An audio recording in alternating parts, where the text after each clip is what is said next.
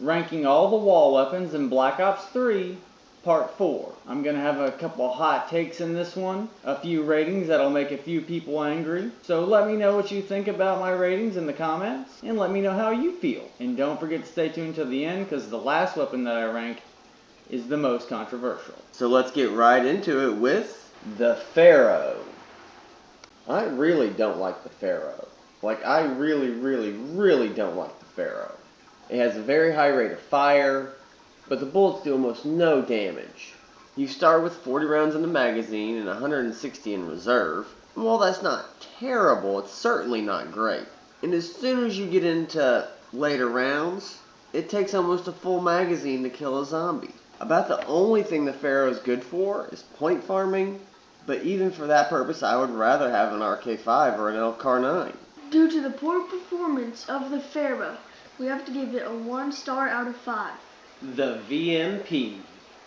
The VMP was a very difficult weapon to rank. While it has a high rate of fire like the Pharaoh, the bullets do a lot more damage, and they give you a lot more ammo with the weapon. VMP can really shine, especially in the early and middle rounds, and is a very good weapon once it's pack-a-punched. However, I don't feel right putting it with the other 4-star weapons, but I think it's better than all of the 3-star weapons. Even though I said at the start of this I wouldn't do any half stars, I think that the VMP is a special case, and so I will give the VMP 3.5 stars out of 5. The Bootlegger.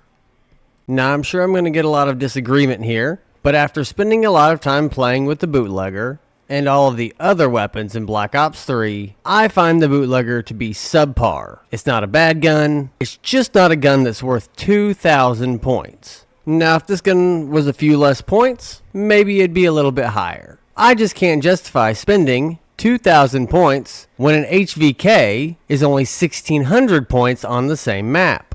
It just doesn't make any sense. Sure, the weapon looks cool, and it feels cool to have, I just don't think it's worth it. And while I know the cost of the weapon doesn't exactly affect its performance, but just because of the cost, it is a no-go for me. I'm not going to spend 2,000 points when I can go get an HVK on the other side of the map for 1,600. Also, you start out with only 192 bullets in reserve. I think that's pretty crazy considering the cost of the weapon. And I know I'm harping a lot on the cost, but I can't be the only one who thinks that it's a little bit overpriced. Now, of course, the bullets do a lot of damage. The weapon is very cool, but I personally can't give it a higher ranking than 3 stars out of 5.